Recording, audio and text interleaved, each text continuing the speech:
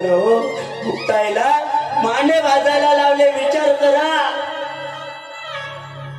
काय लोकांनी तिरस्कार केला असेल, काय तिरस्कार केला असेल. अरे आपल्या पाठीवरती अग्नी प्रज्वलित करावं एवढं मोठं दुर्दैव. आपल्या पाठीवरती अग्नी प्रज्वलित केला आणि त्या पाठीवरती मुक्ताईला मांडे भाजायला लावले. मांडे भाजले. तेवढ्यामध्ये विसोबा काका आले. आजही ते ठिकाण आळंदीमध्ये विराजमान आहे. विसोबा काका आले, एका खिडकीमधून बघू लागले.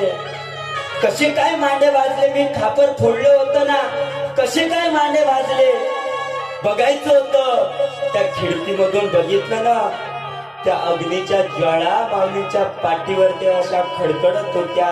ती प्रज्वलित झालेली अग्नी त्या विसोबा काकांनी बघितली आणि तेवढ्यामध्ये लक्ष गेलं मुक्ताईचं, माऊलीचं.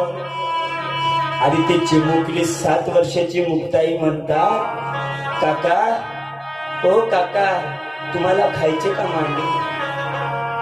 काय म्हणतात, तुम्हाला खायचे का मांडे? घ्या ना काका. अरे ज्या माणसाने खापर दिले नाही, मधुकरी दिली नाही, त्याच माणसाला सुद्धा काय म्हणतात, मुक्ताई घ्या ना काका, खा मांडे खा. अरे त्याच्या डोळ्यातून सुद्धा अश्रूच्या धारा व्हायला लागल्या. शेवटी अश्रूच्या धारा व्हायला लागल्या. विचार करा, अरे का वाहणार नाही? त्याच्याही लक्षात आलं, अरे आपण खूप मोठी चूक केली. अरे योगी यांचे माऊली आणि त्या माऊलीचा आम्ही तिरस्कार केला. फार वाईट केलं. लक्षात आलं.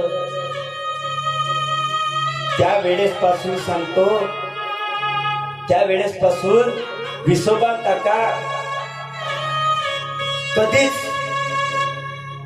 कधीच त्यांना त्रास दिला नाही. त्यावेळेस पासून कधीच त्रास दिला नाही. विचार करा.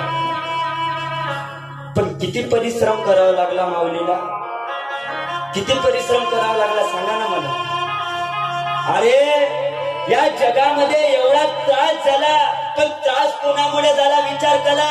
ते आपणच होतो, आपलेच लोक होते ते त्रास देणारे.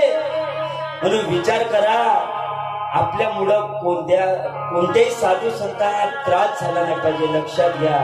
अरे योगियाचे माऊली, साधकाचा मायबाप, दरुशने हरे ताप, ते म्हणजे माऊली आहे. तुम्ही जर मला विचारलं, बाबा रे तुम्ही ज्या माऊलीचं वर्णन करतात ते माऊली कोण आहे? मी एकच सांगेन, अरे साधकाचा मायबाप म्हणजे कोण आहे? माझा ज्ञानोबा आहे. योगियाचे माऊली म्हणजे माझे ज्ञानोबा आहे. ज्यांनी जगताला ज्ञानेश्वरी सारखा ग्रंथ दिला ते म्हणजे माझे माऊली आहे.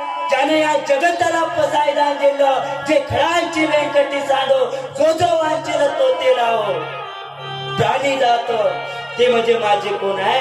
माऊली. आम्ही एकच सांगतो, तेच माऊली म्हणजे माझे योगियाचे मायबाप आहे. लक्षात ठेवा. फक्त योगी म्हणजे माझे ज्ञानेश्वर महाराज आहे. ऐका. म्हणून माफी मागू.